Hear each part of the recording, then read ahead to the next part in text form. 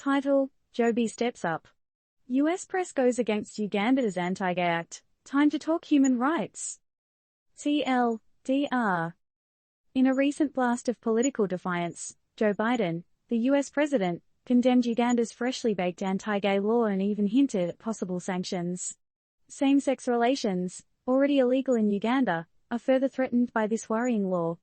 Only 22 of Africa's 54 countries tolerate homosexuality. Questionable? Yes. Trendy? Nah. Now, let's deep dive.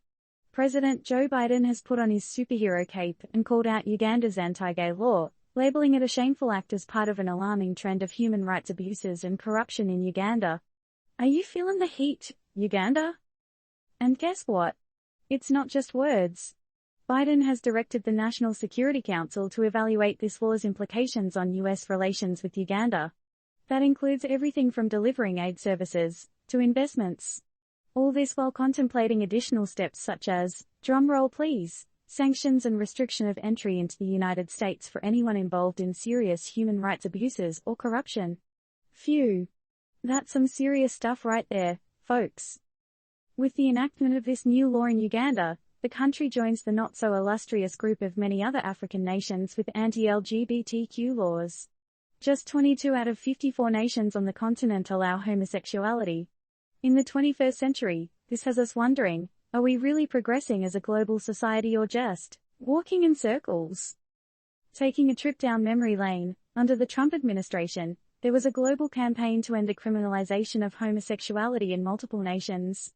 Ironically, Trump's administration had a mixed record on gay rights in the United States itself. It seems like the good old do as I say, not as I do strategy was in play, huh? Jumping back to the present, Senator Ted Cruz, a Republican from Texas, expressed his distaste for Uganda's new law, branding it as horrific and wrong. He asserted that all civilized nations should condemn this human rights abuse.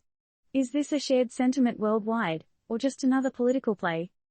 As we move forward into an era that's supposed to be about acceptance and inclusivity, are we really embracing the concept, or are we still stuck in our old ways?